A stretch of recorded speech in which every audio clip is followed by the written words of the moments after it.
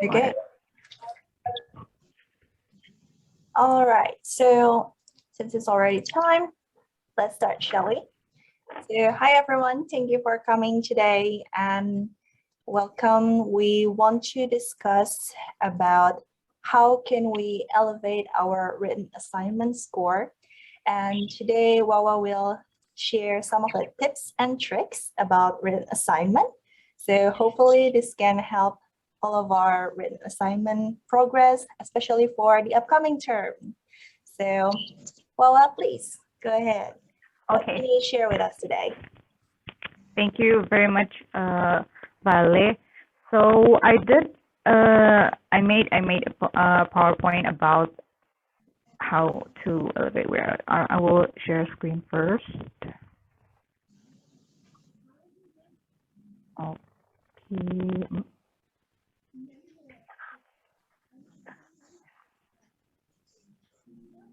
Oh.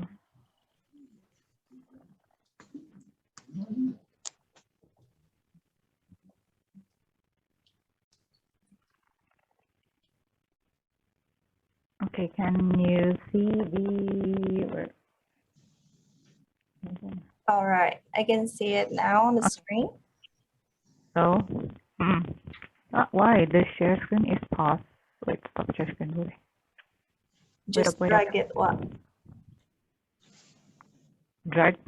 Wait. A little bit of technology problem.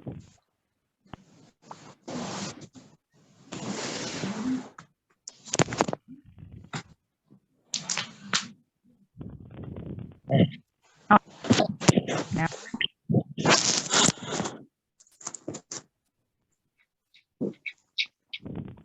So today's, by the way, I will introduce myself a bit. So, Vale, I forgot to introduce who am I and who is she. So, me and Vale are both students from Master of Education in Advanced Teaching. So we both enrolled last term, in term 5. So this is we are going to be in term 2, right? So we both enroll in term 5, so it's like 2 terms before this. But we haven't met at our first term, so we just met at this term. So, but the thing is, we learn, even though we only went through in 2 terms, but we already got like, oh my God, so this is how we study in UoPeople. This is how we do our assignments. Or this is how to grade our friends, how to peer assess and everything. I mean, this is something new for me. So I wish that our friends here who probably found the same thing like us, so we are going to share how we encounter this kind of how do you say it? Yeah, this problems, right? So we cannot really say that this is our problem. This is a problem for new students who doesn't understand well about how UoPeople system. So I'll give, this is the outline for today. So I will be introducing why must we raise our written assignment score, and then we will have some familiarizing with Moodle, and also we'll talk about plagiarism, APA formation, written assignment, and then we will have some practice at the end. If I talk too fast, please tell me. Please tell me if I talk too fast, okay? So you can just tell me, and but as long as you can hear my voice, I think the noise is okay. A little bit noise. What? A little bit, but I think it's clearer, yeah, right? Still understandable. Okay. So introduction 1. Why must we raise our written assignment score? So here's the reason. As we know, maybe some of us are still not familiar with looking how many percentage our grades will be count in our total grades. So a written assignment, as we can see here, within the others, it has the highest one, the highest percentage that will be in our total grade. So when the others is only 20, discussion assignments only got 20%, group activities 25%, portfolios will be 25%, but written assignments we got 30%. So we really have to raise our written assignment score, or it will affect our total grade and it will have a huge effect on that. And as we know, here are the grading scale. So actually, for each course, we are allowed to get at least C. If I'm not wrong, okay? Tell me if I'm wrong. So, but for our total C GPA, we have to get at least B minus. So only like if we have 4 foundation course, right? For M.Ed, I don't know for other majors, but if we have 4, so at least we have to have 2 B's and 2 C's to get B minus. Is that right? Well, at least we will try our best to get like get B plus or A minus if we cannot reach A, because sometimes A plus is like very, very hard to reach, because our peer assessment, our peer friends sometimes grade us very low, and also our portfolios might not always get 10. Also, our discussion assignments might not always got 10 as well. So it will the maximum grade usually that we will get each course or each term will be in around A or A minus. So that will be our target for the next term. So I wish we are not very we are not the type to be easily satisfied with only getting B. I mean, yeah, I mean, being ambitious is a need. Okay, so well, B is like, oh my God, why I got B? But maybe if you got B now, you don't have to be feeling like you're inferior within your other friends, because it's fine. It means that you are still in a learning process.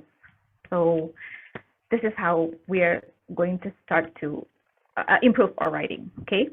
So what about students who get below B? What can they ask their instructors to elevate their grades? Is that possible? We will discuss about this on the later slides. All right, so stay tuned, everyone. We will discuss about it further. And I see like there are some new participants just joining. Hi, welcome. We are currently talking about the importance of getting good grades, especially in the beginning of the term, you know what? So yes. Okay. Next one, we're going to see about how we're gonna get these good grades for our term. So please continue on. Yeah, I will just continue, okay? I'll just continue. So the next introduction that I will be doing is familiarizing with Moodle. I mean, maybe most of us already know how to use Moodle. Like we already passed 1 term, but sometimes, usually even they already passed 1 term, they do not know how to optimize the function of Moodle. So here is what I will be explaining. So this is the front, yeah, this is the front page, as we all know. Yeah, the front page, we can see it. Hold on, okay. Oh, we can see our name. Actually, over here, there's a clock, UoPeople clock, but I don't know, when I screenshot, they blur it like that. And then, no, wait. Nah. Over here, we can see there's, I hope you guys can view this, even though it's very small. So there's my courses, resources, links, faculty, contact us, and English. And this English has an Arabic version. If you click it, drop down. And if you click my courses, you will see your courses here. There's a dashboard, courses, even like LRC. If you enroll, it will appear as one of your courses. And if you click this 3 lines here, you will see this sidebar. So you can view it, either you can drop down from above or you can see it from your sidebar.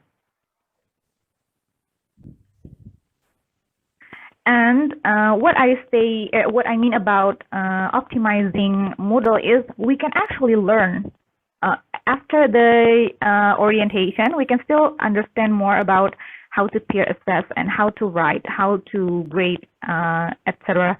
Is from viewing the resources tab here, and then, or from the sidebar, you can click the LRC.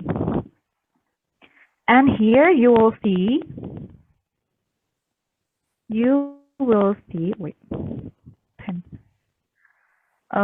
You will see the Learning Resource Center. Here in the Learning Resource Center, we can learn about Peer Assessment Office. So Peer Assessment Office is where you will get direction about how to peer your friend's paper. And then there's academic writing, where you can actually learn how to write. If you have no basic at all, you can definitely go to this page. It has like a very easy way to understand and many links that will help you on how to understand about academic writing. Why I emphasize academic writing, because this is about written assignment. The written assignment must be done academically. So it's not a casual, it's not informal, but it's a formal. It must be academically written, okay? And there's also about research and analysis. This is a very important link as well for you to visit, because it guides you on how to find credible sources, and not like they will like suggest you not using Wikipedia as one of your sources, because usually the credibility is they can change the content, like anyone can change the content. So we are definitely not how do you say it, not advised to use Wikipedia. That's just an example, but they show how to use how to search from journals, from websites, etc. And they also give you a direction about academic honesty, or APA. So in this, they have also English learning resources, like from you guys who are still taking English composition can also visit this to practice. And also they have technology. This technology is very interesting also, actually, because they give you like they show us some tools how to use add media, to make a presentation, stuff like that. And there's sustainability and information literacy. I just only like open it a bit, not much, but I think I will open it again, and I suggest you guys to also visit the LRC. So now, before we go into the written assignment stuff, we need to know exactly about APA. This is very important, because maybe for many countries, us as international students, we are maybe not very familiar with APA. Like, okay, you can just write and do the structure nicely and make it comprehensible from any sources, but actually you will have to follow about APA when you study in UoPeople. Maybe some of us that already gain a bachelor degree might be familiar about APA, but I'm not sure if from out of US or like my country in Indonesia, we did study about APA. Okay, next. Okay, the first thing about when you visit the APA, it will show like this. So, and then what they pointed as the first thing you must visit is about plagiarism. We really should avoid plagiarism because the thing is, even though people said, oh, no, I didn't do plagiarism, I did it with my own words, I didn't, the thing is, maybe you do not know. This is some of the things that you may need to understand. Maybe you do not understand what is plagiarism, how to know that we plagiarize or not, and then how to use open access materials such as website, and then free journals, and then free books, and then what are the consequences of plagiarism. Maybe some of you already know, if you visit even the website in UoPeople, they already mentioned that when you were found to get were found to do plagiarism, you will immediately got a 0 for your first written assignment and will be noted. So you will have a note, but it would not taint your academic records. So it would only be a note that you have done plagiarism for your first written assignment. So this is very, very important to understand. Okay, I forgot to put it here. So here on the they give you a link like avoiding plagiarism. Here, license and attribution is avoiding plagiarism. So actually, the views here, which I screenshot and put inside my PowerPoint, is from the Excelsior OWL, okay, online writing lab. But actually, in the Moodle, it already have the same thing. It's just the same. So here, this is a very helpful website, so you will know, such as this first image, how much do you know about plagiarism? Decide if the statement below is true or false. So they will give you a question, a sentence like, if I write a paper for one course, it's okay to submit the same paper for a different course as long as it's my own writing. Some of us might think, oh, yeah, we can just submit the same thing, even though in the same course, even though it's a different week, we can just use our past paper word maybe. But no, we cannot. We cannot submit the same paper. Courses require original work for assignments, so we cannot reuse the same words, but we can paraphrase our words. So it's definitely different, okay? Even though the idea is the same. And also the second question is, you are allowed to copy anything that's in Wikipedia because it's an online encyclopedia. This is definitely false, because Wikipedia must be cited like any other source. However, you should probably avoid using Wikipedia in a college level essay because of some credibility issues. So as I told you before, we are definitely not recommended to use Wikipedia. So and also here we know we cannot just copy anything from Wikipedia. They keep saying here, plagiarism is serious, okay, in the United States. And then some international student I found, they keep complaining, well, this is my first time learning in UoPeople, and then I do not know about APA, I do not know about plagiarism. Well, the thing is, they do not care whether we have understand about plagiarism or not, but we are demanded to understand about plagiarism. So this is serious. Like they said here, but I should annotate this. So this one, I think we probably are honest students, so we can cross this. And then they don't plan for enough time to do their own writing. This maybe could be reason why people plagiarize, and then they do not know how to cite their sources correctly. Of course, this is most of the this is the main problem usually, and they do not know how to paraphrase or summarize. This is also another main problem. Why our students in UoPeople, we found papers that plagiarize, but mostly they probably doesn't know. Oh, I didn't use the quotation mark when they should use quotation mark. Okay, clear outline. Next.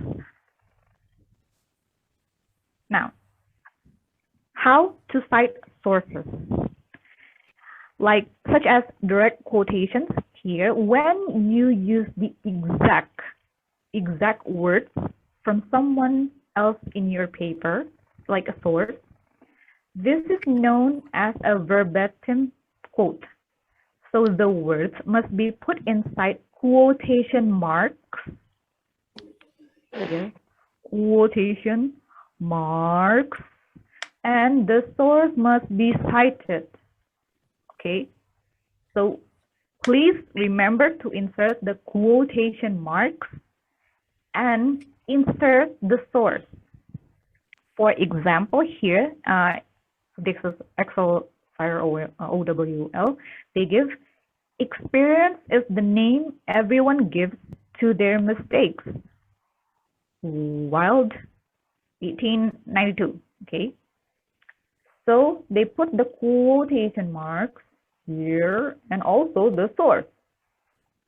So only quotation marks means you cite poorly. Only putting the source, is citing the source, also meaning that you cite it improperly. So you must put the both quotation and the source. Okay. Here's a note. Please remember this note. Direct quotation should be used sparingly, no more than 10% of your paper. Only 10% of your paper should be made up of direct quotations. When you want to use the idea but not the exact words, then use a paraphrase or summary. So please do not make your paper like full of quotation. That will lower your grade because they will think that you don't put your own thoughts inside your paper.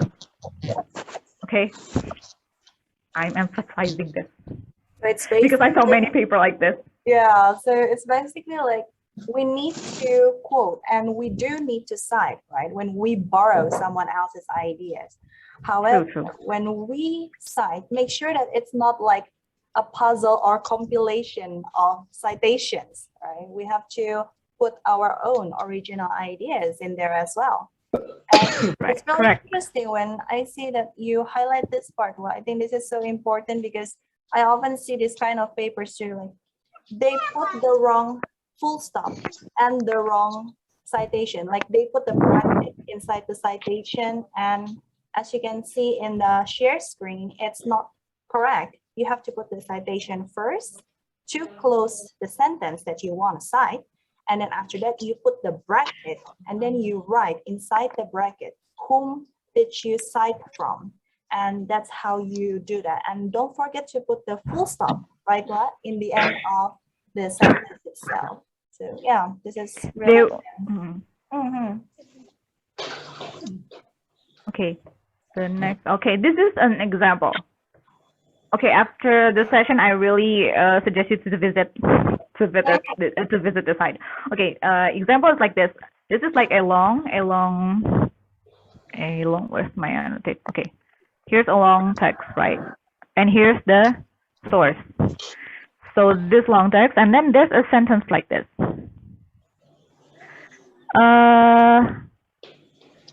Why this is incorrect?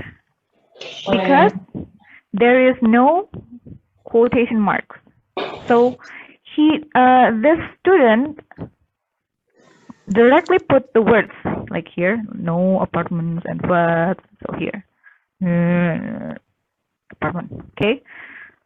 So even though they put this, even though they cite it like this, and they put a page number here, but when there's no quotation mark, they will set it as incorrect. Okay, that's an example. And I hope you understand about the direct the quotation, but if you don't still need to ask me to explain, you can just ask it in the chat box. And then about paraphrasing and plagiarism. So when you paraphrase, you say something in different words. The length of your paraphrase text will be approximately the same as the original. So it could be shorter or even longer as long as you say it in different words and it's from your own idea. Example here, hand gestures, like other forms of nonverbal communication, etc., etc., etc. Okay, blah, blah, blah, blah. So the paraphrase example is like this. So, wait. Okay, like this. Both body language and words are used to convey meaning. Okay, movements such as hand gestures. So here, there are some ideas. Okay, hand gestures can alter the meaning of spoken words. Alter, change our words, spoken words. If we don't understand the meaning a person from another culture intends to convey through his hand gestures, here, and if that person does not understand the meaning of ours, there's a good chance we'll misunderstand each other and feel ill, at ease, or possibly offended. Yeah, embarrassment, hard feelings, offended. So actually, both passages have the same idea,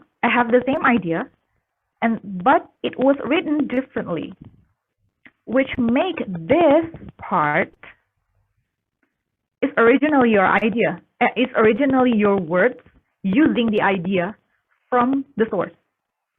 So this is what paraphrasing means. It's not like taking one sentences from one source and then other sentences from one source and then you make it like a whole paragraph from many sources. That is not paraphrasing. That is the same as plagiarism. So you must understand that you paraphrasing meaning that you should change the structure, put other synonyms, and really use your own words, not exactly as the source. Here, important, when you paraphrase, you still must cite the source, must cite, here, you can see the cite, of the information or the idea. If you do not, you may be guilty of plagiarism. So even though you already alter the sentences into your own words, but you still, but the idea is not yours. So you still need to cite the source. Okay, clear our drawing.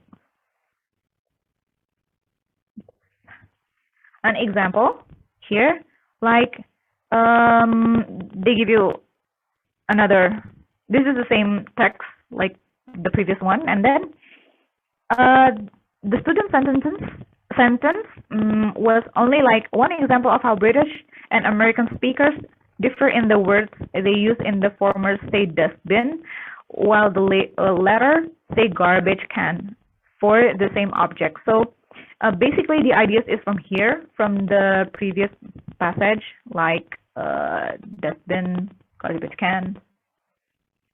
But the student made it into their own word. And they put the source here. Okay. Next. This is another example. So I already highlighted here. And they put it exactly like this. And they cite it. This is not exact. Even though you put a quotation marks, this is still not something that is essentially to be quoted. Okay. So this will still be counted as plagiarism, even though you put quotation mark, because it's not an idea. It's only like a sentence that is a sentence that does not explain about the point of the idea. They're pretty much just the same. They're just using different synonyms. So Yes. compared to the previous one, guys, if you have seen the previous screen before, so they just captured the idea about the use of dustbin or garbage can. But Yes. this one, this current slide, is just pretty much copy pasting and just changing a little bit of Yes. the words. Changing a little bit of the words is still plagiarism. So you have just you have to use your own personal words. You just need to get the idea from it. I share in the chat box. There are some citation tools and also paraphrasing tools for generators. So maybe some people feel that it's challenging to get into this paraphrasing mode, but actually we can use some generators to help us to do this. Already like practically gone through the process. Actually, in plagiarism, like quoting something, so it is advisable that you cannot quote something more than 40 words. If you are quoting some like more than 40 words, so then you are supposed to intend the whole paragraph, like quoting more than 40 words. So then you need to intend the whole paragraph and adjust it accordingly. In order to show that this whole passage or this whole text is being quoted from someone else. Even if you are like paraphrasing it, and if you are like taking the similar words, or so still you need to do two types of citation. One is what we call in-text citation.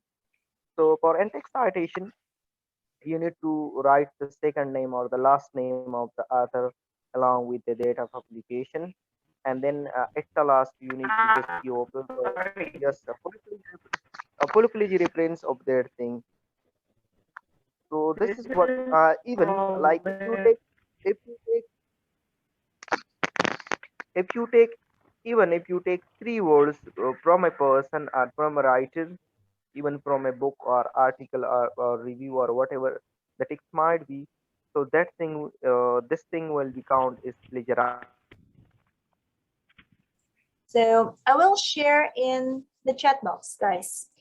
So regarding APA, I know that we, like what was said before, right? We are not supposed to quote too much because this is our written paper. It's not anyone else's written paper. So it's supposed to be our idea that becomes the highlight of the entire page. However, of course, there are some times where we actually have to put more than 40 words of quotation. And this also happens to me and also to I and also Wawa before. There's a course in M.Ed. I'm not sure about how other majors are, but in M.Ed. there is a course that requires us to write an excerpt. And to put that excerpt, we are asked specifically by the instructor to copy paste a paragraph of a source that we want to quote from. And a paragraph, of course, it's more than 40 words. So how do we quote more than 40 words in APA style? So if you see on the chat box, I send you a link. And in this link, you can see that APA requires that any quotation over 40 words to be started on a new line. So let's say you're making paragraphs, right? You're making paragraphs, blah, blah, blah, blah, blah. And then you say, okay, I want to quote something. Here it is. So you hit enter. So we know that when we're making APA paper, then we have to put it in double spaced paper, right? We have to set our Microsoft Word to put the paper in that format. So we hit enter. There's one space in between. And then we highlight the text so that it is marked. And then we right click on our mouse we select paragraph, and then under the indent option, we change left to 0.5. You can check the further example in that link. Hopefully that is useful.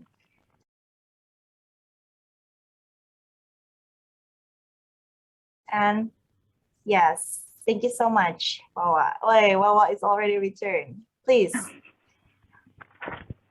Pardon. Yes. My area is like this. So like once at a time, your electricity will just drop, and then it will appear again. I don't understand my place. But okay. anyway. Yeah. Anyway, so okay. Thank you, Val, for taking over about the plagiarism and how to quote and how to paraphrase. So here, this is a bit for us to review. Check your understanding of plagiarism. Okay, wait. Okay, so decide if the statement below is true or false. International students who are accused of plagiarism are treated gently because professors know that they haven't learned the same rules as Americans. So the answer is definitely false, just like how I told you before that even though we are international students, we still must follow the APA rules. Okay, there's no leniently for us, no. And then for the second, even though American students have to follow strict rules about plagiarism, if I am from another country with different rules, I do not have to follow the American rules. False. Okay, so I'm emphasizing this because many of international students keep telling that, defending themselves like, I do not know. I am not from US. I have never used APA. No, there's no such thing in UoPeople. The next. Okay, now.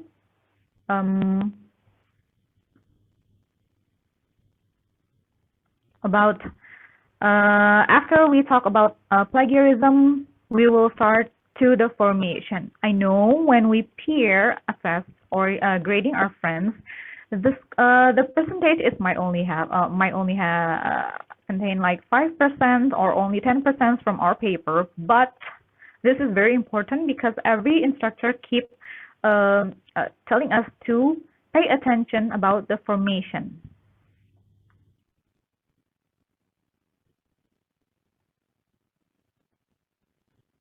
Next. Here's a short video. We can I will play it so we can watch about it. This is only 3 minutes, I guess.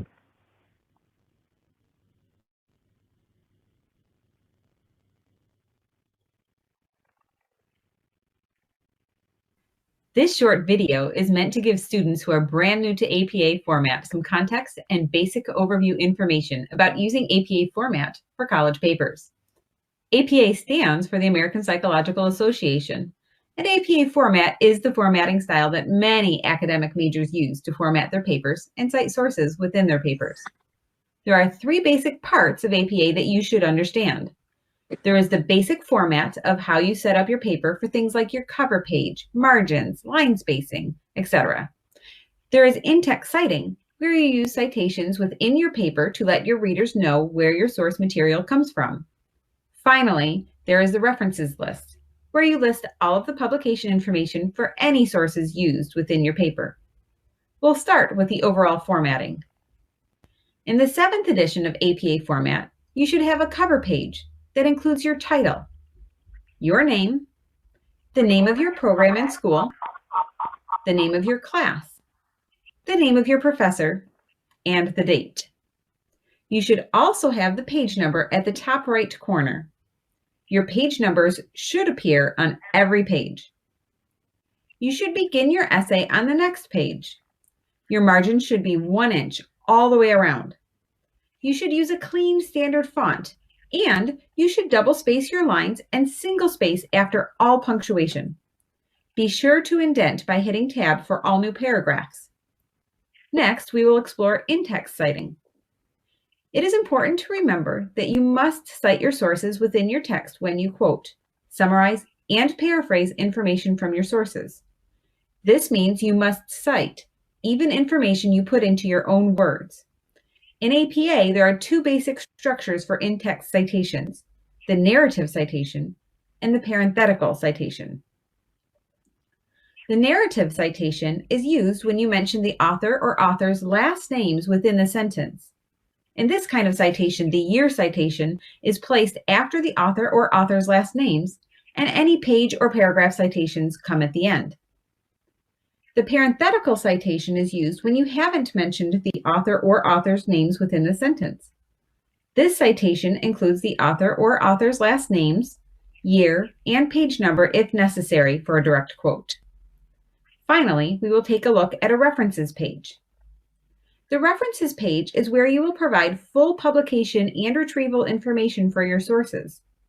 The references page is presented in alphabetical order, and it is important to remember that your in-text citations must match up with your references. APA provides guidelines for formatting each reference based on source type.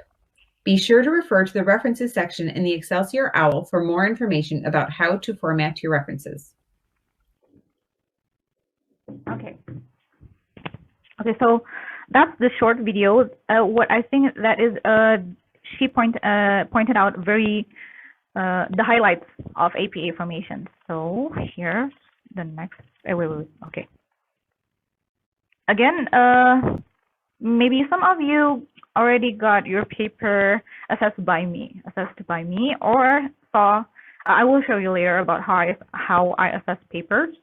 But here in the website, in the Excel OWL or in the Moodle, they will give you quizzes like this, and we can. What I really like about Moodle, it's very interactive. So, like here, we can click like every part, like the author, the title, or the link, or the DOI. Okay. So, or the pages. So we can know which one is the error of the reference. And this should be italic, right? And then there's a question like this. So what section of your paper will not have level heading? The answer is introduction. So many papers that I have assessed, they put introduction right above the introduction passage, which is not needed. So you do not need to put the introduction before your introduction passage or paragraph, okay? So you just need to write an introduction, but you do not need a heading on top of it. You just need to put the title here. So they said it will begin right under the title of the paper on the second page or third page, depend if you have an abstract. But so far, we do not, as a student, we still not need to put abstract. But maybe some majors, the instructor might give instructions to put abstract.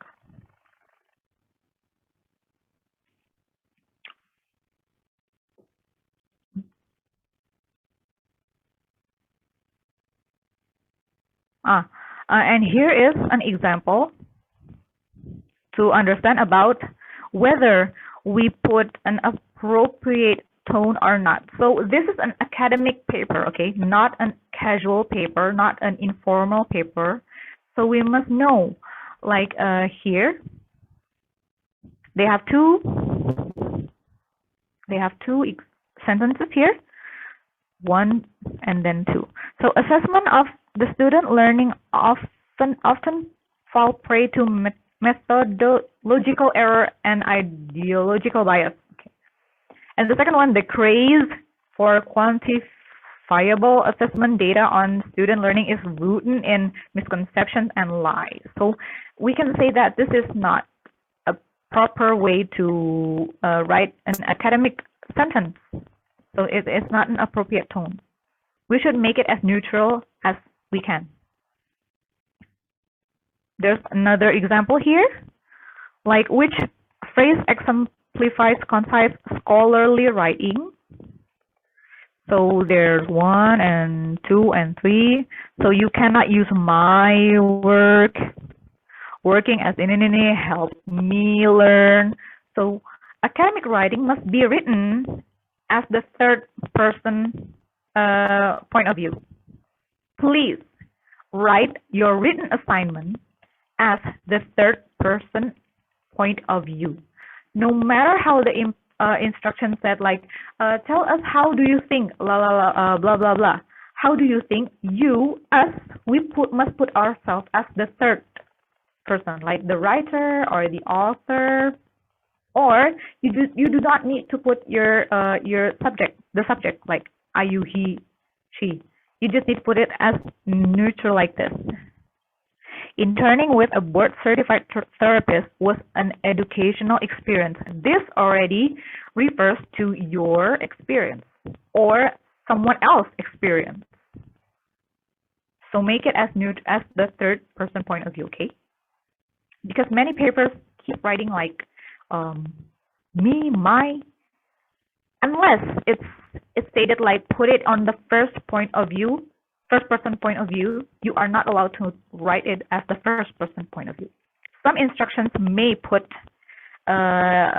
mention to write it on as the first person point of view, but if they do not instruct you like that, then you always have to write as the third person point of view.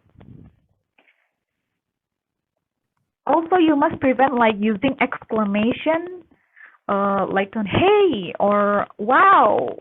That is very not an academic paper. I saw some paper like that before. Okay, that's about APA, plagiarism, formation. We will have some practice at the end of this session, and we'll have like interactive session. You can ask anything later after the presentation is done. So now we will move on to the written assignment. Like one of the weekly assignments, which must be written in academic version, unless there are further instructions to write in another way. Okay, this is about written assignment. Okay, this is a bit of a brainstorming. Anyone can just join, like maybe tell what do you gain after reading an instruction page? Have you ever used the rubric? How do you use it? Have you ever proofread your writing? How many times? Do you use tools to help your writing? What are the tools? Have you done your peer assessment? Have you ever checked the feedback that your friend assessed on your paper? Have you ever appealed to your instructor? Sorry. So why you can like reflect on yourself. What do you actually gain from an instruction page? Do you ever use a rubric or not? And then after you done writing your paper, before you submit, have you done the proofreading or not? So, or you just immediately submit without proofreading, or do you use any tools or not? And why I ask about have you done your peer assessment, because there's an experience from one of the students that I know said that I have never done peer assessments. I do not know how to peer my friends for written assignment. That person only know that they could only assess on the discussion forum or assignments. So they never done the peer assessment for the written assignment, and this is this will really affect your grade. Okay. Now this is an instruction page. Okay. I'm using one of the in written assignment instruction from course curriculum design, which I took last term. And here we can see at the first, on this passage, we can get the prompt, like Eisner poses many questions, blah, blah, blah, blah, example. So there's a prompt. We can see a prompt about what we should write inside our paper. And then we can see there's a format guidance here. Why? Because they told us to put an introduction passage and then close it with a conclusion covering 3 of the unanswered question of Eisner. So from the prompt. What is interesting from this passage is in 5220 in curriculum design, the instruction is very detailed compared to my other courses. Okay. And then they told us to put 2-3 pages in length. So it's not the minimum. It's 2 or 3 pages in length. So it's not the minimum. If you made it, and this is exclude the reference page, okay? If you have like 10 reference page, but you only write 3 pages for your written assignment, is okay. But as long as the written thing, assignment, your writing is only 3 pages, maximum. And then the paper must be double spaced. Also cite at least 1 additional source in APA format. The paper must be written using Times New Roman 12-point font. Check all the content for grammar, spelling, and be sure you have properly cited all resources in APA format used. They gave you a link. Purdu. Online writing lab. And then they will give you a rubric. A rubric download link. Okay. Sometimes, even though the content of the paper is correct, like following the rubric, but they do not follow the instruction properly. Okay, in APA formation, we may write in Arial or in Calibri as long as it's consistent within the whole page. However, when the instruction here, like in the learning guide, they already put like Times New Roman in 12-point font. That means you must write it in Times New Roman, even though in other APA formation might allow you to write using other fonts like Arial or Calibri. Okay, so please read the instruction page properly. Now let's this here I highlight this a bit. Is sometimes we got confused where to get back to the prompt or to the instructions. Is we can see it here on the table of contents. So it's in the learning guide. So when you go to the front page of the course, the checklist, if you click the written assignments, they might not appear immediately like this, like the prompt. So it will only view the papers that you submit and the papers that you must assess. But if you want to look at the prompt, you must look through the learning guide. Here and here is like a bit of to make you easy to find others. So you don't need to click next. You can just go immediately to here. Okay. Next, here is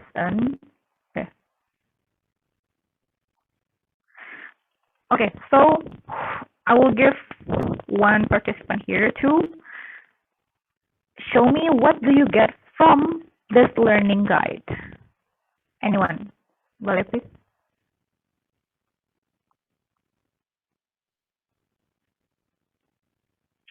Who wants? Any volunteer? This is a practice. So I hope like one of the participants here might want to show what they gain from this instruction page.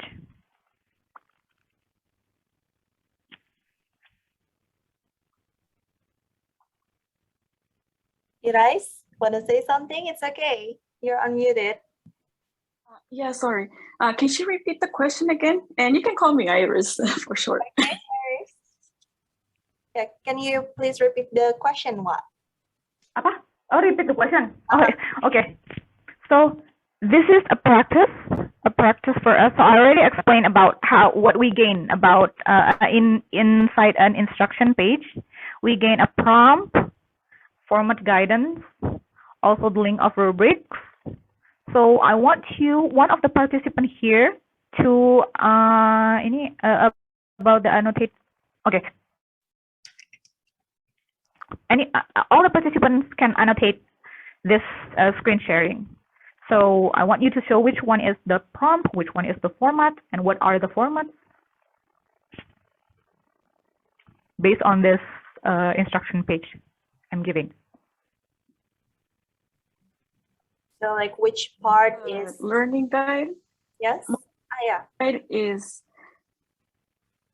there. You get the prompt. The instructions are always on the top. So most of the learning guides that we usually get usually has the instructions for the assignments on the top, and then at the bottom you have the requirements for your APA format. But I could be wrong. Yeah. Okay. Can you tell me about the formation? How many pages? What are the fonts? How many sides? Outside source? Can you tell us? Well, just on the APA format, the guideline, it should always be on Time New Romans, the 12.0 point font. Okay, and then? It has to be between 3 to 4 pages in length. So it can't be more than 4 pages and it can't be less than 3 pages. Correct. And then?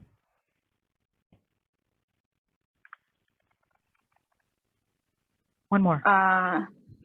What is it? References? At least 2 references in our reference page. That is the outside source.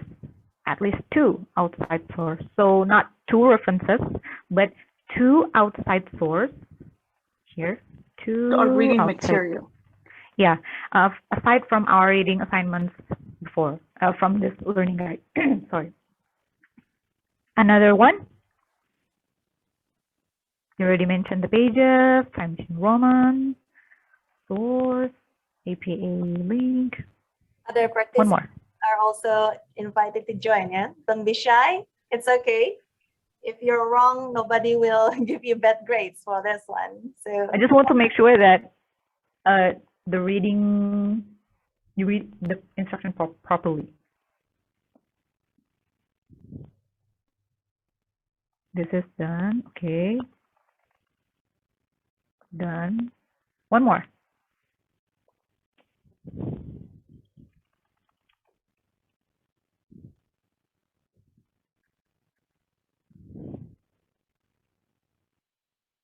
Okay.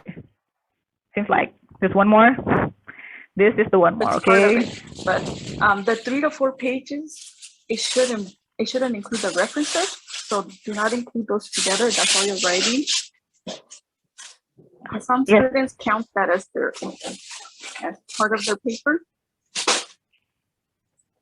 Yeah, the references is like aside the main topic, main writing. And please remember to make it double spaced. Most of the I will show it on the later on the practice papers. They thought they already put on double space, but actually they put like more than another space after the double space. Okay, clear all drawings. But at least based on Iris, I could already think that you already, most of us already know how to read the instruction page. So aside from the prompt here, there's the pages, the double space, the Times New Roman, the font, and at least 2 outside sources. So not 2 references, but 2 outside sources at least. So you may only take 1 source from the reading assignment, but need 2 more from outside reading assignments. Okay? What? And Cafe raised her hand. I think she wants. Oh, okay. Kak Faye, Ci Faye. Okay. Mangga. Please. Okay, I think usually before I start writing on my written assignment, I think it will be beneficial for us to take a look at the rubric as well, just to make sure that we have everything We covered. will. Mm. Yes, including I will show it all on the next all the slide. formats, because sometimes in several cases, not in all cases, mostly not, but sometimes you will find like extra, like additional requirements inside the rubric, and it's not written in the prompt sometimes. So I think it's also important for you to read all, not only the prompts, the format, but also something in the rubric, because sometimes it also related to the format that you have to make, something like that. I hope it helps. Thank you, Jifei. You're very welcome. Thank you, Chife. I will also explain that on the next slide, by the way, because I will show about, Oh, okay. of course, rubric. It's okay. But this is emphasizing what the importance of rubric. So I also agree. Okay, now for the next, I guess we already understand about the instruction page, okay? But also make sure that even though, I will tell this later, by the way. Wait, ini kumaha sih? Oh, nah, here. So, yeah. Aduh, delete dulu. This is the example of the rubric from the previous instruction page. So when you download, it will appear like this. Ooh. From here, I got it from here, the impact of John Dewey on Western education rubric. And here is the rubric. Oops. Okay, let's annotate. We can see there's a criterion, there's a score, there's a point that you must write inside the paper. Also, this is how you score your friends from 0 to 10. They have the grading is from no proficiency, limited proficiency, emerging proficiency, and then proficient and advanced. Even though they put it 0, 3, 5, 8, and 10, we are allowed to give aside from these numbers, okay? When you feel, okay, it is pretty advanced, like analyze more than 3 principles and their influences on education and provides clear details and examples. If maybe they provide examples and details and examples, but already analyze more than three principles, but they do not provide clear, or it's probably quite vague, you can give a 9. You do not need to give 8. Okay, this is not like how do you say it? Yeah, it's like you must follow this number. Like you only might give 0, 3, 5, 8, 10. No, you can definitely negotiate on your own, like only giving 9, or when you think that it's probably like 8, but it's a bit more like 8, but it cannot be 10, so you will give 9. If you feel like, oh, this is better than 5, but it's not actually an 8, okay, you can give it either 6 or 7. So you are not allowed, you are not fixed to give like only these numbers, okay? Because mostly people just assess you and grade you like giving you 0, 3, 5, and then 8 and 10, while there are other numbers as well when you grade the paper. So it's really okay to put your own thoughts while you assess. But make sure when you grade them, you do not put this one, like only write advanced, okay, or only write proficient. I'm really sorry. So, okay, I will share the screen again.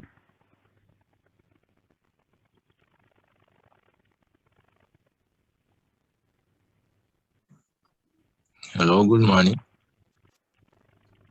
Hello? Yeah, any question? Yes. Yes, you were talking about the citation. I want to take you back. Can you hear me? Yes. What's your name? Can you type?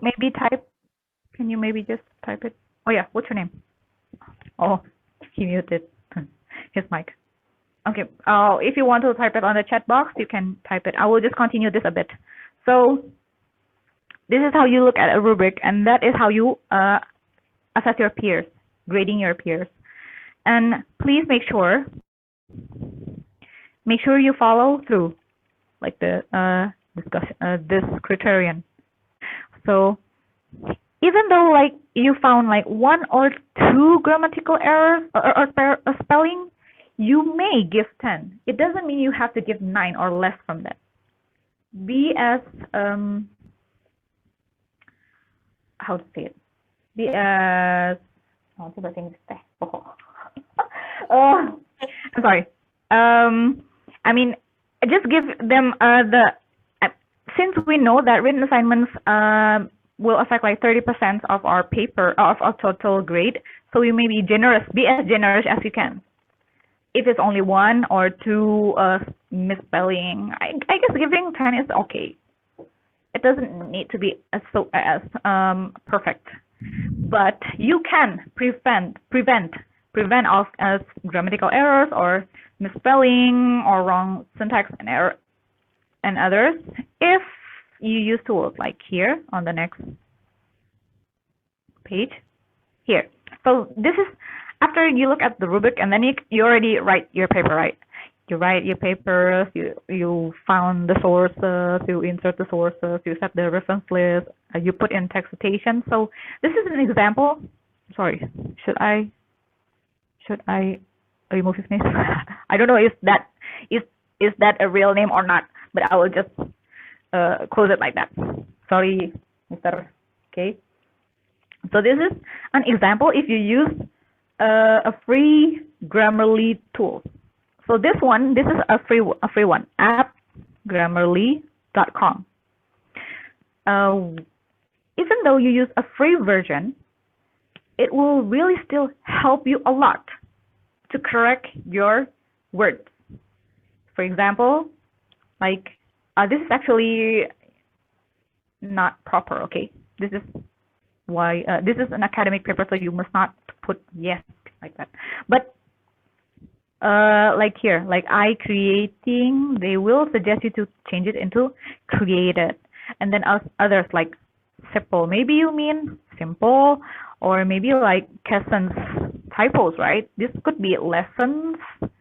And then healthy, this is maybe healthy. And physically, maybe you should write it. Okay, they will give you the suggestion here. On, yeah. Even the free version could help you. And wait. And then how about the premium version? It will give you like more options to write, actually. Here is the example. So when you use a Grammarly for the premium version, you can set your goals. Here, you can adjust your goals. What do you want to write? I usually just put knowledgeable instead of expert because expert just suggests you like weird way of writing. And then we choose the formal one to avoid using first person point of view. And then we can choose the academic as a domain. Even though you use the free version, if I'm not wrong, you can still set the goals. However, you cannot set the domain. It will be set as general. That is for the free version. And they only like help you to check on misspellings like that. However, in the premium version here, you can see which here. They will suggest me to delete this.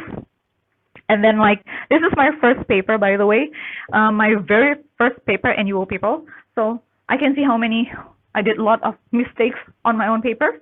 Like I still use like the previous APA. So this is like APA 6, if I'm not wrong. So I still use comma here, and then et al. I still use the dot after et, while on APA 7 we don't use the dot after et, so we just et al. And then dot. And then here, like the blue one here, they will suggest you on how to restructure your sentence. Since it's a premium, right? Okay, so if it's not premium, so you cannot. But if you use on the website, the free version, they will underline it with yellow, so it will tell you that the sentence is not written correctly. The structure is not written correctly. So you still need to think. There's no suggestion, but you will know that, oh, okay, my sentence is still properly written, or I need to change some words or transitions like that. Here and here you can see that the benefit of having Grammarly. Okay, you can use the website, or you can add ons on your Word tools, yeah, here and here. And then you can see that it checks the in-text citation formation on either on free or premium, both. And then it also suggests effective sentence structure. You can look at here, like I put here, Sini 2020 mentioned that there are 7 key elements, and then they suggest me to delete this and delete this to make this structure more effective, like that. Okay, next. Now, the benefit also from Grammarly, we can check about plagiarism. However, Grammarly cannot give us an accurate result, such as this one. Even my title was detected as plagiarism from Course Hero.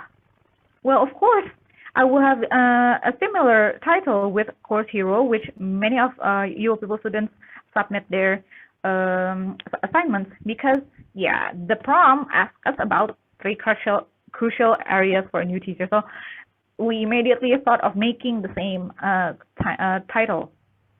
So don't use this is one of the flaw of the Grammarly. And also, like Grammarly also detect references as plagiarism. So if you want to have an accurate one, and even more like how as accurate as in UoPeople, you might want to use UniCheck. Of course, it costs us money. We need to buy more pages. Like, we need a lot of money. But I mean, because in UoPeople they use UniCheck. So if you want to make sure that your paper has like only here, like I have only 3.39, while in Grammarly I have 8%. It's like much more than UniCheck. And then, so yeah, you might want to use UniCheck. However, even though this is under 5%, right? Under 10% and under 15%, for some instructors, even sentences like this one, or like this one, they would immediately give you a warning. Like, you did a plagiarism, even though the percentage is under below 10 or 15%. So you, since I think this instructor is very, very kind to me, and she always appreciates my works, and also this is my first paper, maybe she thinks that, okay, it's only 1 and 2 sentences, so it's okay. But for other instructors, just like my previous one, even though you have 1 sentence exactly like other source, she will immediately give you a warning and might give you 0. So you might want to paraphrase your sentences, no matter, and make sure it's 0 when you check 0% when you check in Unicheck or other plagiarism tools.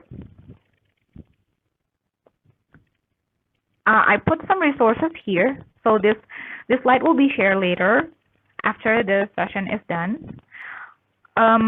Here, just like I told you, I will highly suggest you to use Unicheck because it was used by UoPeople instructors. And what I can say that the disadvantage is that we must pay the version to get a better result. And here are other tools that I insert. These are free tools. Might not be as accurate as Unicheck, the paid version. However, it might help you to know, oh, this one has too much words from the other source. Okay, and this is for grammar check. Okay, even the free version is helpful. And there's a proofreading tool. There's a paper later. Before I have money, before I decided to buy Unicheck, I used paperlater.com. And then I understand that writing APA information, like for references, is quite confusing because we have many different way of writing. Like from journals is different with books. Websites is different with journals. So you might want to use a generator tool. And this is my personal favorite, Scribbr.com, because when you insert the link, it would immediately show you the title, and then you can click the title, and then it will suggest you on how to write the title. Like you should make it on sentence case, so only the first word will have the capitalized word, and then the rest will have lowercase. So you should, I will give you an example later. You can use this Scribbr.com. Next, peer assessment. Okay, if you still do not understand about peer assessment, you may want to visit the LRC about peer assessment. However, I just found that the grading is from 0 to 5. So please remember that we can grade from 0 to 10. So far we have seen about like how can we read the prompt and also the requirements in our written assessment. But also this is actually not only for written assignment, because technically everything are supposed to be written in UoPeople, right? When we do discussion polls, that's also written. And then when we're using portfolio of learning journals for bachelor degrees, we also need to write them. But why we're focusing on the written assignment? Because written assignment is the academic paper. It's the one that we have to put a lot of formalities in it. Like what I highlighted before, we cannot even use things like yes or wow or sort of things like don't. Like we cannot put abbreviations as well to shorten up words. So make sure that our academic paper is well written and there's no typos to it. Hi Wawa, welcome back.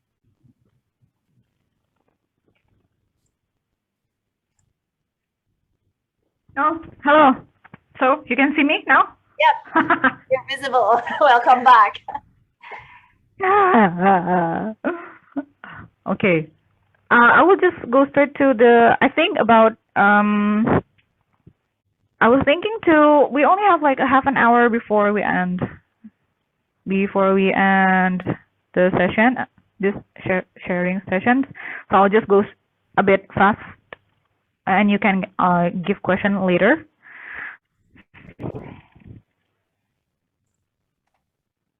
This is just a bit about how we check our feedback from our peers. So I gave this before in last terms, like because I saw some of my my friends have not known how to check on their feedbacks, and this is really helpful for us because most of the peer assessors, they give us very good feedbacks, such as here. Let me zoom in. Yeah, like this. I don't know, maybe this, I think this look like Bang Zaid words, but I don't know. So on aspect 1, They gave me like your outline for how John Dewey approached education from a philosophical perspective is clearly outlined. I appreciate how you immediately connected his beliefs to the IB program. However, they gave me 9. I do not know why they gave me 9. So they gave me like they praised they gave nice feedback, positive feedback, but they do not give me a reason why I cannot get a 10, why I get 9. So this is, I could say, okay, this is a good feedback, but it's not quite proper to give to your friends. You must state it. Well, I probably want you to add this, and this. So maybe you can get a 10 like that. So don't give a 9 if you don't know the reason to not give 10.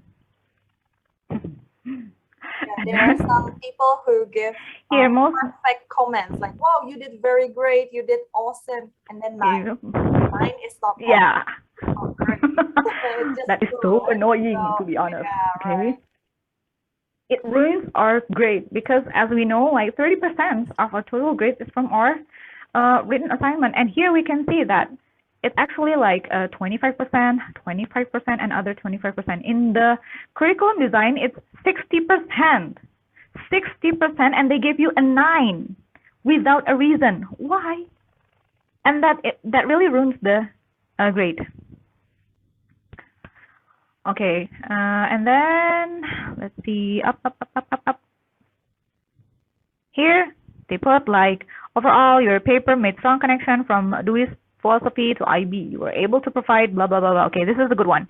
And then the overall feedback is good. So you can look into your, we can still see our feedback until November 10th, until the publish, before we get into the new term, because after the new terms, our previous courses will be deleted from our Moodle.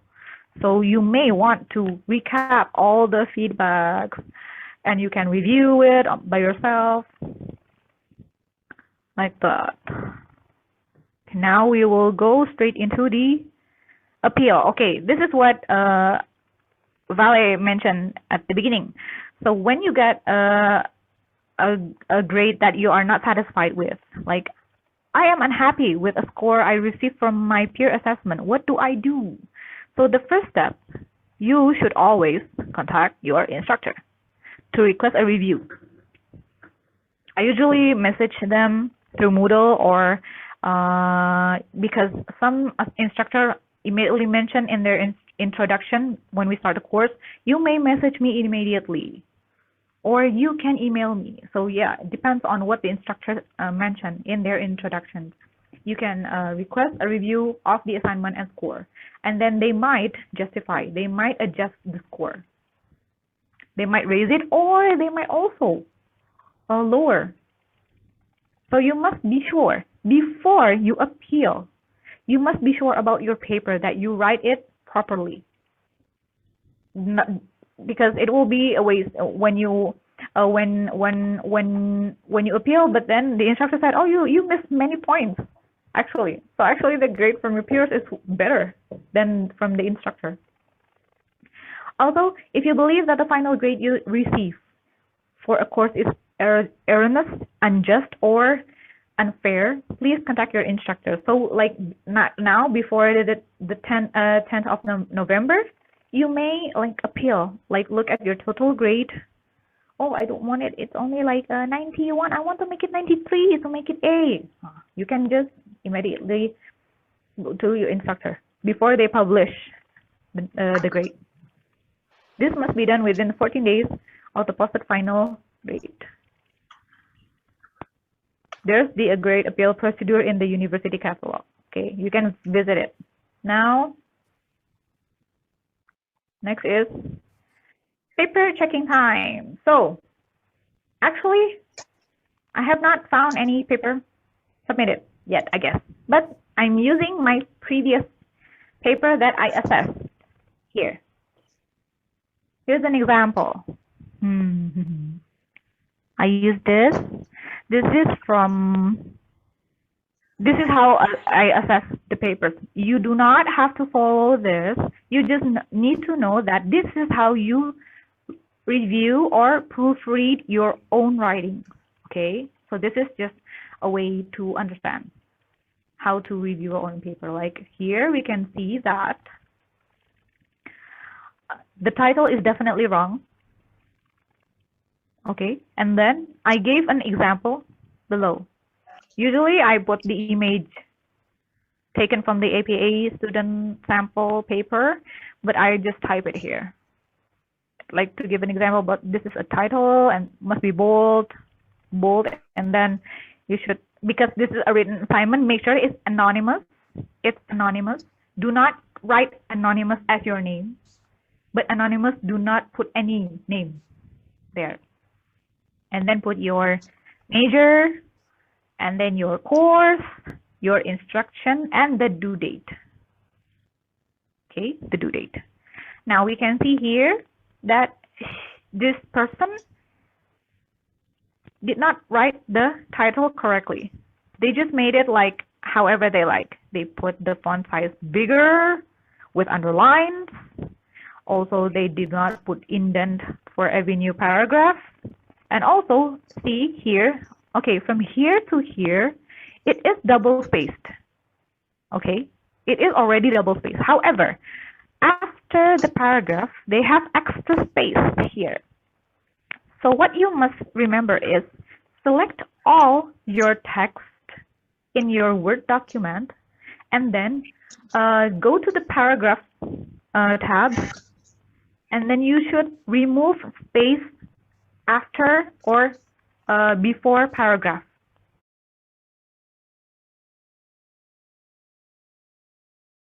That is what caused that you have extra spaces after your paragraph. Okay, so even though you think that you already set it as double space, you might forgot removing the space after paragraph. It's usually automatically from the system, so you must select all and then remove after paragraph space. Okay, and then I put highlight here, like the green on the in-text citation. So very clear. Here, okay, this is basically the same. So here, for the references, I also checked that, okay, this is a references page, but they put it like not centered, and the font is bigger. And I compared it with the in-text citations. Okay, thankful. All the references is inside the in-text citation, and all the in-text citations are in the references. Some papers only put in-text citations, but there's no in references. So you must make sure, just like how the APA video that I show you, that you really should make sure that in-text citation and references list page has the exact same number. And then here I found that her way of the way of they put the references is not correct. So I give an example. Well, this is just how I assess my paper, the papers, but you do not have to. You just need to make sure that you put the right references, like this. So the B stands for Stauffer should be Stauffer B, like that. Okay. Another example is from my other course. Here is another paper which I got headache. So here I put, like here, we are not allowed to put this one, this, also the page number. Also, this title is too high, you should put it lower. And then the font color. So yeah, please make sure you don't have the paper like this. And well, I don't know. You might want to reflect on your own past papers. Okay. Question for the title, how And then far are we supposed to make it down? 4 or 5 enters from above, from the top margin. 4 or 5 enters. Where's my example? I did not put a proper example one here. What is it? Oh, here on my previous paper. Oh, I did not put. I will give you the example later. Here. I guess that's all from me. Oh, also this is about written assignment. Okay. Some of us also don't still got confused about how to write a portfolio, right? I keep getting that question every term. Like, I do not understand how to write portfolio. Oh, even though we already show them, we have to put a reflective writing about what we study. So maybe I will give you an example here. I need to search on my previous portfolio. Please wait a bit. This one.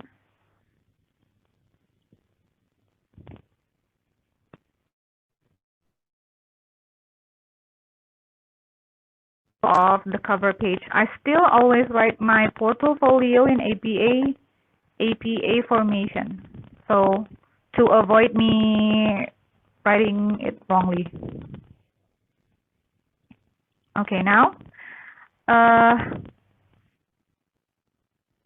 basically portfolio is like writing a diary.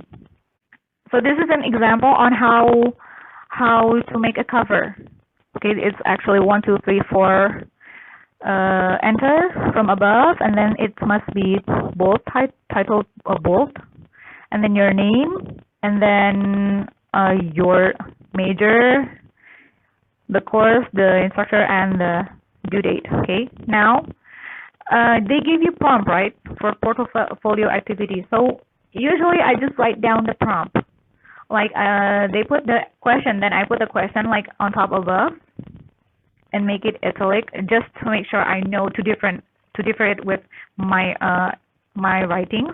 So in portfolio we can write it on first person point of view. Since it's a reflective paper, of course we should write it from our point of view, so the instructors know, oh, this is the way of your own thinking. The question here, what is the story of your teaching when it comes to curriculum theory, design, or implementation? So I put the sentence here during my first time teaching as a science and biology professor during my bachelor degree. I have no, so I actually just told the instructor how was my experience as a tutor, as a teacher, and do I know a curriculum or not. And then, how many pages? I have 7 pages. I don't know why it's too long. So basically, I just tell a lot of things what I know. However, even though this is like a diary, you should put sources that your thought gain, like here. Like when I put about my experience, like I matched the students' way of learning, and then I told the instructor that this experience matched the reading in this unit, that one of teachers' role in curriculum process is to create an active learning environment. I got it from Meyer 2018. So portfolio, even though it's like a diary, you still need to put in text citations and reference lists here on below. Like this. So this ID Meyer scenario Dorabi. Okay, so this is about a bit about portfolio. Basically, it's a reflecting writing about your study process, about your experiences. You must relate with your experience, and you must also relate your experience with the sources. So it's a bit like academic writing, but you put it on your own point of view. Okay. I think that is all from me. Okay, so if there's any question you can ask, feel free to ask. There's a question from PC. Is it like can we write using the first person point of view if the written assignment asks us to do that? So there's, yeah, in terms of written assignment itself, sometimes they ask us, like, what is your thought about this? Or can you make a narrative paper about this matter? And when we check about narrative means that we have to write as a first person point of view, right? So how does we counter these things? Like, it is contradictory with how academic papers are, right? Okay, I will show you an example about when the instruction actually told us to write it in our point of view, but in narrative version. So this is one of my paper, past paper from curriculum design. We were told to do an interview to one person. So I just made the title like written assignment 3, curriculum and educator, and interview. And then this is how I made it. So when we did the interview, it doesn't mean that we write the script of the interview. We need to retell about the experience about when we interview them. So let me make it bigger.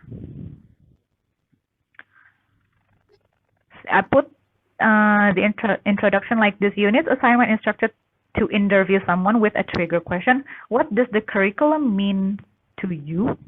The instruction said that the speaker could be from any profession. However, it suggests speaking from blah, blah, blah, blah. Okay, this is a blah, blah, blah. Now here, we are allowed to put I. Therefore, I decided that the interviewee will be one of the students here. So this is like a first person. However, I do not put casual words. Like some of the interview papers that I assess, they put like, oh, wow, like conversation words. Then that is not supposed to be inside your written assignment. Like, I saw KAI one papers too, like they put like, wow, like a long wow in the paper. Like this is actually still an academic paper. So even though it's from a first person point of view, you still need to write it formally. Okay, do not make it like what do you call it? Like storytelling. It's not a storytelling. It's a narrative version. Yeah, they put wow. And then here, wait, let me scroll down. See, I still use I, and then I do give like a bit of my script. Like the first question I asked was, how have you ever heard the word of curriculum? And then after I put like several questions here, what does the word blah blah blah blah, I continue with the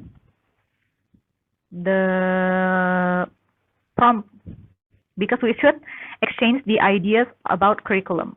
So here we start. I put he said that blah blah blah blah blah. He gave blah blah blah blah blah. So this is more a narrative. It should be narrative. To his opinion, the curriculum blah blah blah. But this is based on the interview. To my curiosity, I asked, so blah blah blah. So basically, narrative means that you do not put it like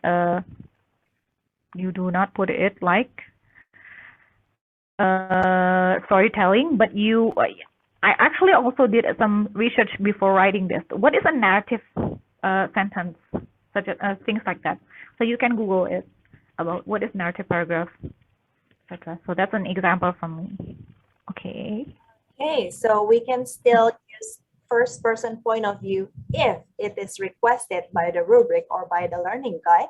But definitely we have to make it formal and no casual words such as the ones we might find in novels. Okay, nice. Any other question? Oh, okay, this one. I already said, like, as an undergraduate, we do not have criteria for our writing assignment. So what can we do to know more about the criteria we are expected to write? And what about learning journals? Should it be kept in third person point of view as well? Please, Wa. Any undergraduate here? Okay, so I'm not sure, but to my opinion, this is my subjective opinion, okay? Written assignment should be written in academic version. Maybe learning journals. I do not know about learning journals. Maybe you can compare with the example from your previous friends that already get this course, so you can know whether it is allowed to write in the first person point of view or the third person point of view. Maybe I think learning journal is more like a portfolio. Do you have portfolio? If not, then maybe learning journal is a portfolio. If it is a portfolio, then you are allowed to write it as the first person point of view. Yes, and it's even expected, like you have to write in a first person point of view.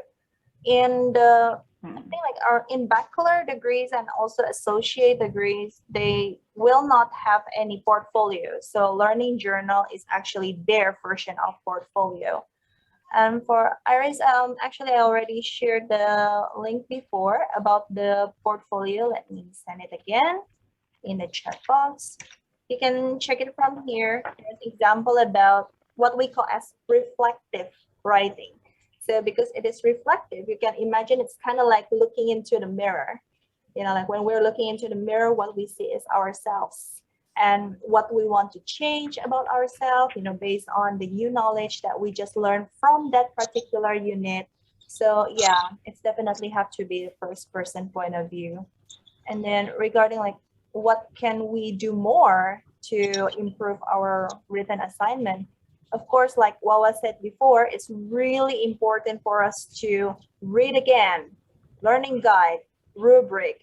If you need, you can like copy paste the text and then like give some space to enter. You know, like sometimes they write it long, right? Like snake.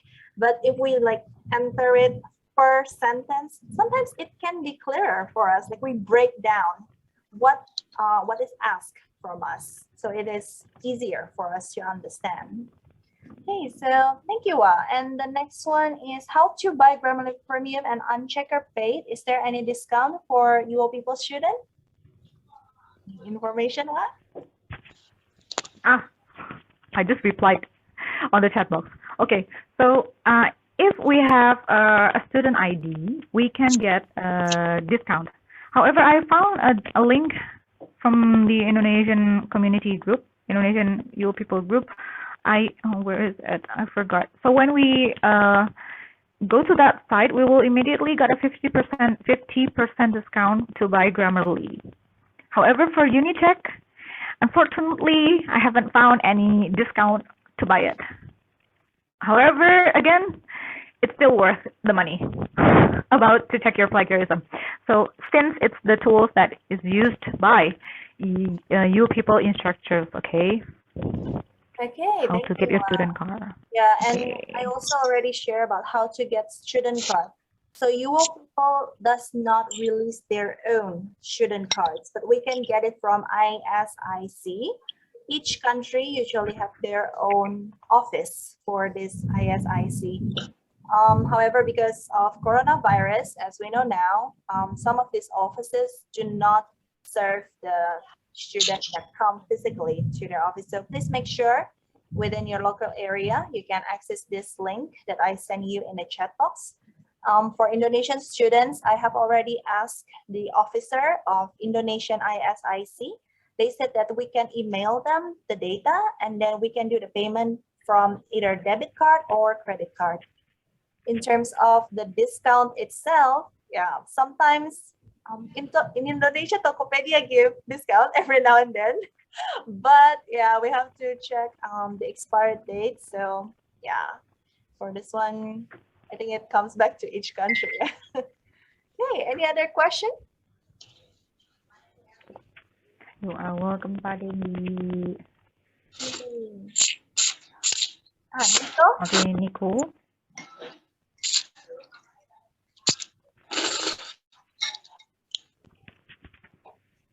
Mas Nico?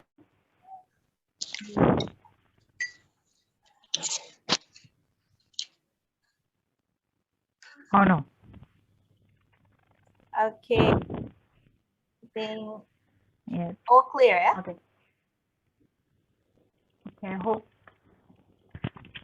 if there's no more questions, I will just like emphasize the importance that we always dig into the Moodle. So Moodle really helps us, to be honest, and I know that learning from learning in UoPeople really means that we have to do a lot of self-learning, a lot of time management as well.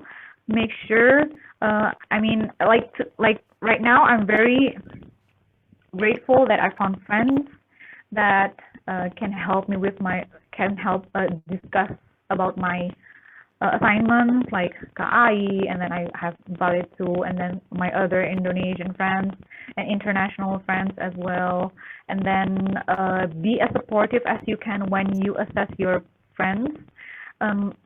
If you found a plagiarism, make sure you contact the instructor first, so they will be the one who contact the submitters of the paper.